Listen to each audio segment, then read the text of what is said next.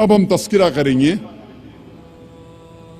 सिख मजहब में खुदा का तस्वुर क्या है। सिख मजहब वजूद में आया 15वीं सदी के आखिरी में और इसके बानी थे गुरु नानक साहिब। और ये शुरू हुआ एक ऐसे इलाके में जो 5 नदियों का इलाका था और कहा जाता था पंजाब, जो मौजूद है पाकिस्तान और नॉर्थ वेस्ट इंडिया में। और गुरु नानक साहब जो इसके बानी हैं वो पैदा हुए थे हिंदू धर्म में और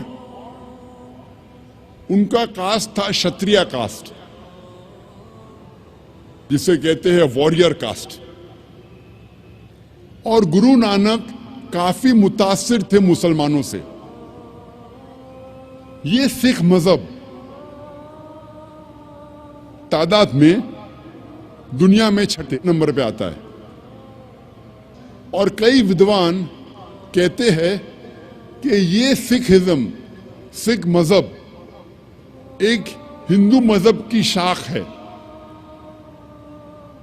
और सिखिज्म, सिख मजहब आता है लफ्ज शिष्या से, जिसके मानी है स्टूडेंट, फॉलोअर, डिसाइपल, जिसके मानी है तालिब,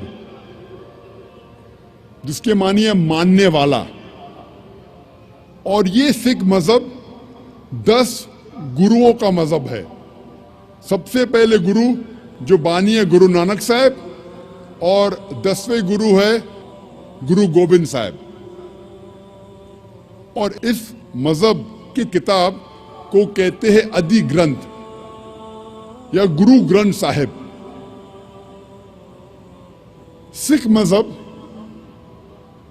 5 क की बुनियाद पे है। सबसे पहला क है केश, अनकट हेयर, बाल नहीं काटना चाहिए। दूसरा क है कंगा यानी कंगी, जिससे बाल साफ किया जा सकता है।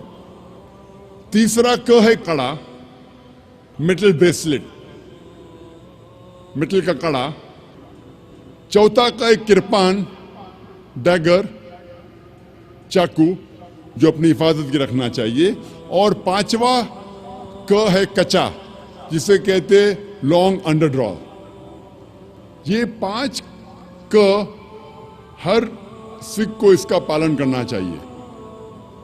और अगर आप कोई सिख से पूछेंगे कि आपके मजहब में खुदा का तस्वुर क्या है, तो सबसे बेहतरीन जवाब अगर कोई सिख दे सकेगा वो है उसकी मजहब की किताब गुरु ग्रंथ साहिब के पहले वॉल्यूम, पहला अध्याय, पहला मंत्र, जिसे कहते हैं Japu ji, first volume of Guru Granth Sahib, first chapter, first verse called as Japu ji, जिसमें लिखा है कि खुदा एक है और उसे कहा जाता है सच्चा, महान, जो कभी भी नहीं घबराता और उसे कोई चाहत नहीं। वो लाफानी है, वो पैदा नहीं हुआ है, ना किसी को जन्म देता है। वो दयालु है। सिख मजहब में बुत परस्ती हराम है। सिख एक ही खुदा को मानते हैं, एक ही ईश्वर को मानते हैं, जिसे अनमैनिफेस्ट फॉर्म में कहा जाता है एक ओमकारा और मैनिफेस्ट फॉर्म में कहा जाता है ओमकारा। और जब आप गुरु ग्रंथ साहिब पढ़ते हैं, ओमकारा के कई सिफात है। इस ईश्वर को कहा जाता है अकल, माने इटर्नल, मानी लाफानी। उसे कहा जाता है करतार, मतलब क्रिएटर, मतलब खालिक। उसे कहा जाता है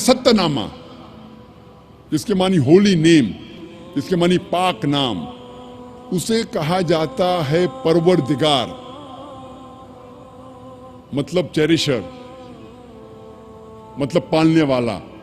उसे कहा जाता है साहिब, मतलब लॉर्ड, मतलब रब। उसे कहा जाता है रहीम, मतलब मर्सीफुल, मतलब रहमत वाला। उसे कहा जाता है करीम, मतलब बेनिफिशेंट, मतलब करम वाला। उसे कहा जाता है Wahe Guru, one true Lord, एक ईश्वर, एक सच्चा ईश्वर, एक सच्चा खुदा। सिख मजहब में बुत परस्ती हराम है, और सिख मजहब में अवतार वदा का भी फलसफा नहीं है कि खुदा अवतार लेते हैं इंसान बनते, ये फलसफा नहीं है।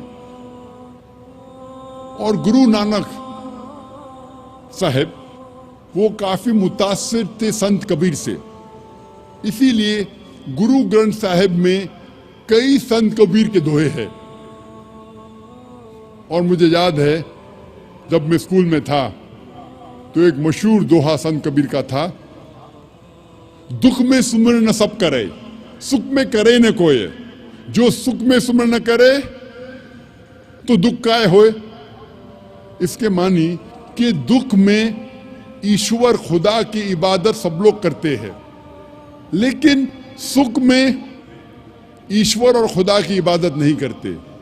जो इंसान सुख में ईश्वर और खुदा की इबादत करता है उसको दुख कभी भी नहीं होगा। यही लिखा है कुरान मजीद में, सूरह अज़्ज़ुमर में, सूरा नंबर 39 आयत नंबर 8 में, कि जब इंसान को तकलीफ आती है तो रब से दुआ करता है, अल्लाह सुब्हानहू व तआला से दुआ करता है। लेकिन जब अल्लाह सुब्हानहू व तआला उसकी तकलीफ को दूर करता है तो इंसान रब को भूल जाता है और रब के साथ दूसरे को शरीक करता है।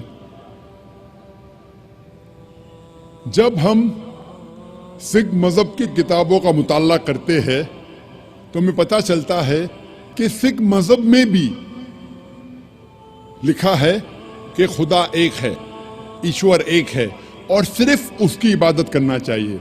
और उस ईश्वर की, उस खुदा की कोई मूर्ति नहीं, कोई बुत नहीं, और सिर्फ उस ईश्वर की इबादत करना चाहिए।